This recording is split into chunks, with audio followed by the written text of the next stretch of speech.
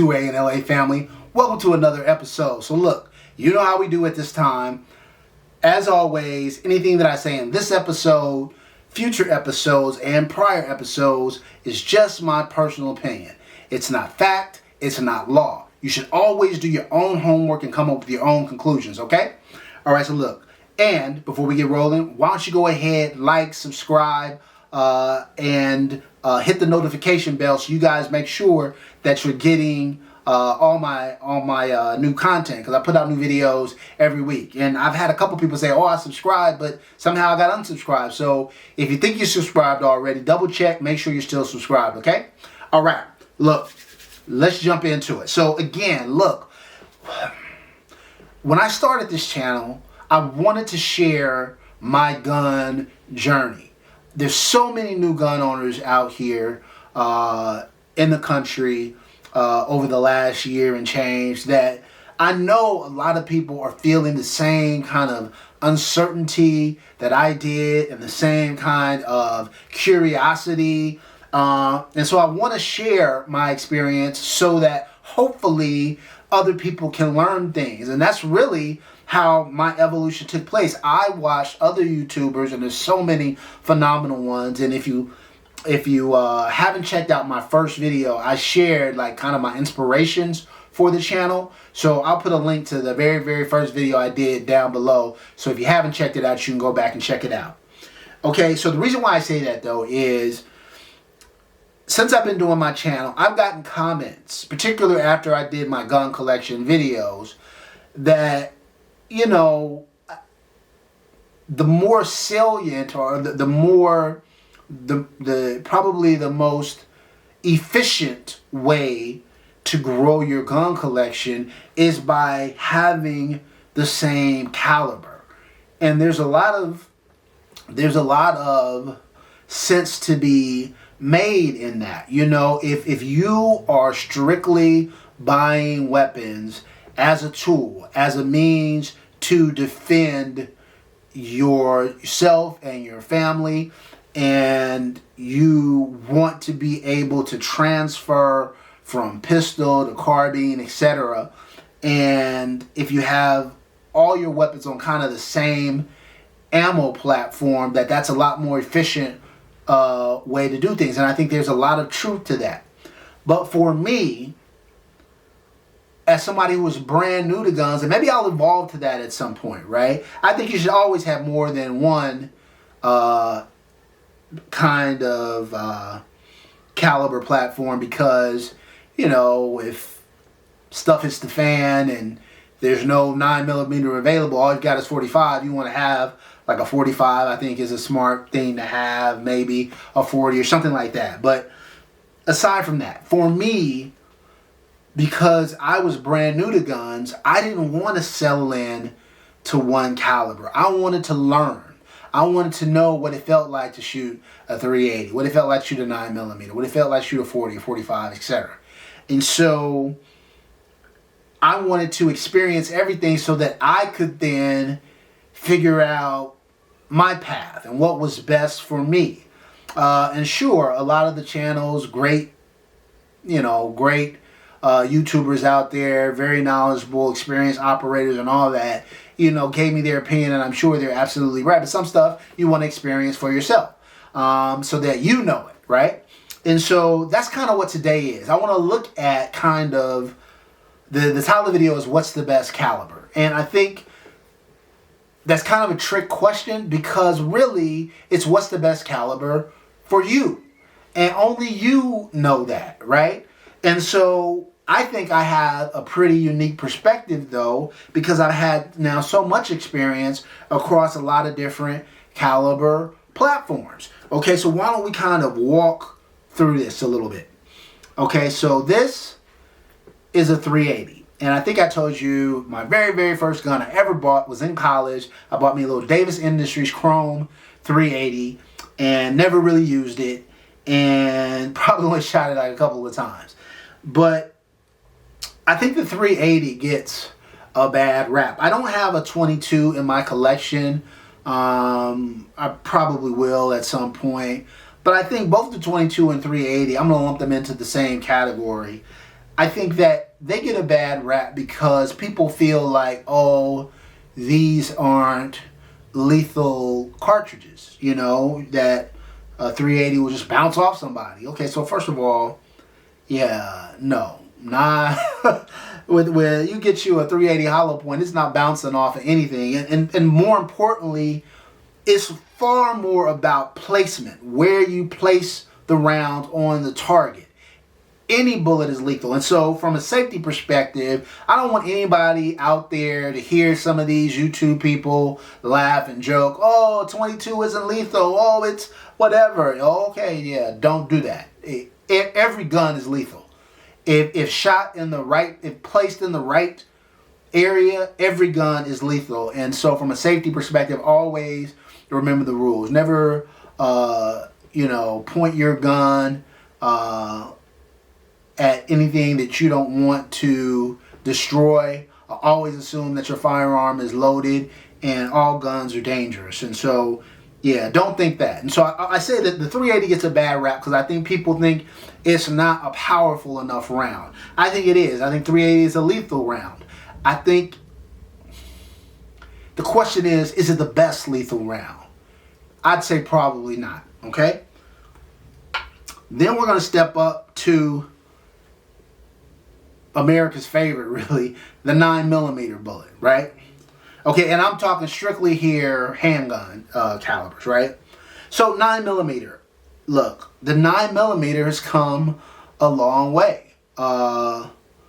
Relative to lethality, it's certainly a lethal round.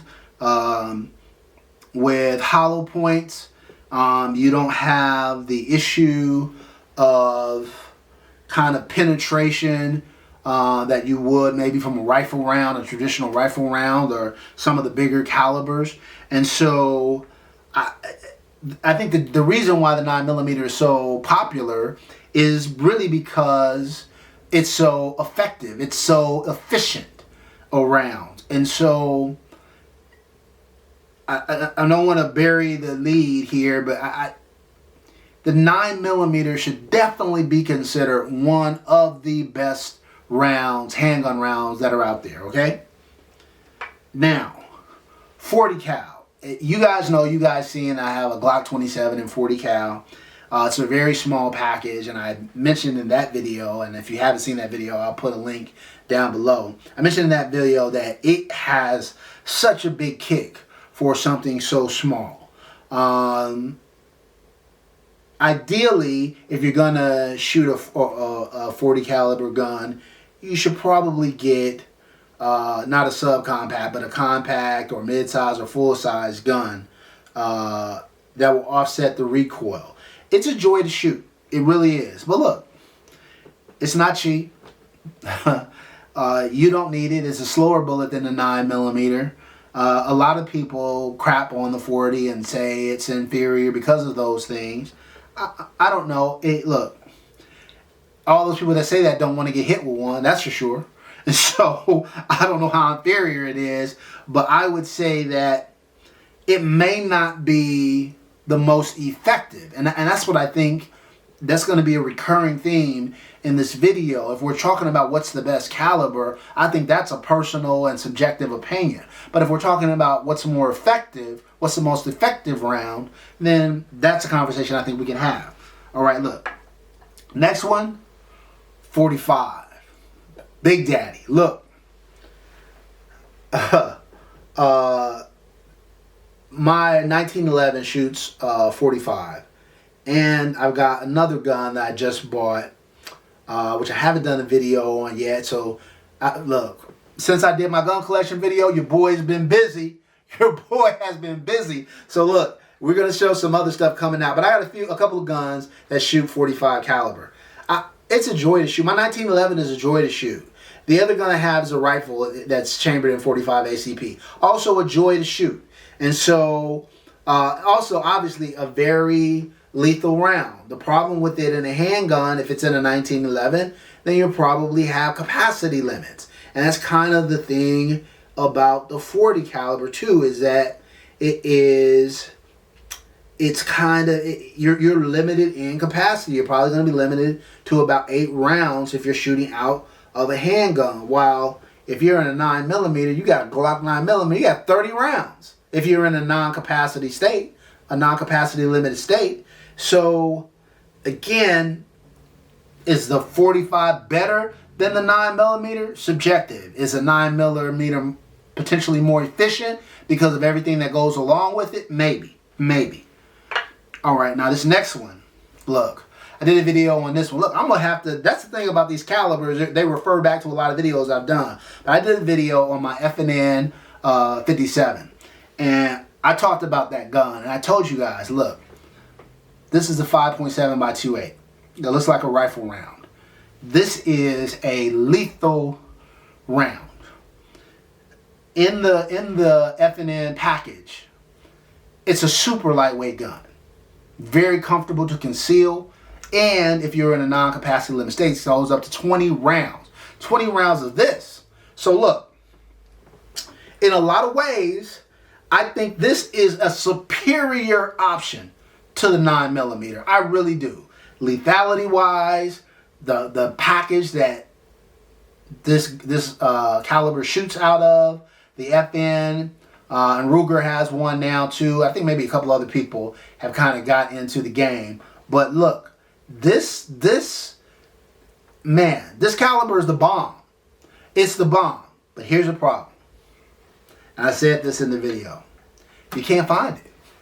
You can't, because it's not on very many platforms, maybe 3, 4 platforms, not that many people, not a lot of manufactured. And not only can you not find it, but when you can find it, it's crazy expensive. Especially now. It's like $1 to $2 a round. What? What? How can you get proficient when every bullet is costing you $2? Yeah, no. It's like somebody breaks into your house, you got to really think about, you know what? Do I want to spend this $2 on this burglar? Nah, go ahead and take whatever you want, man. I'm not. It's too much money. It's too much money, right? So yeah, I don't. If this bullet was readily available, if it was cost efficient, this would probably be, in my opinion, the #1 handgun caliber. But it's not. And so again, I go back to our old friend, the 9mm, usually readily available. High capacity, in normal circumstances, comparatively inexpensive. So that's that. Okay, so now we're about to get into some other stuff right here. Okay, so look, this right here is a 10mm bullet. Now again, if you guys saw my gun collections, you guys didn't see a 10mm. So you might be asking yourself, well, 2A in LA. Why do you have 10mm ammo when you don't have a 10mm gun? But I do. I told you. Your boy's been busy. I'm out there busy. So look, 10mm round. So look, again, now, I did a video on the Desert Eagle. I'm doing a video on the 500 Magnum. You know, and I talked about these being kind of not having a lot of utility, mainly being like bear guns. But if I was going to get a bear gun, I don't even know if they're the best for that I would probably go with a 10mm. Because again, a 10mm and a Glock package with a Glock magazine, I mean, look, man, there's some like 20 round mags, a 10mm. So here's a problem with 10mm in terms of how it equates to what other things we have on the table here. It is, look, it's an expensive round. You ain't gonna just be out training with 10mm. It costs too much to do. They're not a ton of platforms that shoot 10mm, certainly not 9mm. And so again, maybe it's a really good, if you're a hunter, spend a lot of time in the woods, and you need a bear gun, and you want a handgun for that purpose, then probably like a Glock 20 or something like that with 10mm. I mean, that might be a smart way to go. But again, is it smarter than the 9mm? I mean, if as a bear gun, certainly, but just in general, I don't think it, I think it's its uses are limited. You don't want to be shooting a 10 millimeter in your house. That thing's gonna go. Ain't no telling when the thing's going. So again, 10 millimeter has a purpose, but I don't think it's probably the best caliber. These last two I'm gonna just do together because I'm kind of putting them in the same genre. 44 Magnum, 500 Magnum. First off, look, y'all saw my man meets Canon video when I talked about the Desert Eagle 44. And I told you what a beast it is. And it is. There's no ifs, ands, or buts about that. Look at that bullet. That 44 Magnum bullet is no joke, right? It's crazy. But here's what I gotta say, y'all. Look at it next to this 500 Magnum. It looks like a dang 9 millimeter. Sitting next to this thing. Hold on. Look at what a 40. Hold on. Look at what a 10 millimeter bullet looks like next to it. What? The 9 millimeter looks like it's a little 22 or something. It don't even look like it's a real round. These two. There's no utility here. Guys, there's no utility.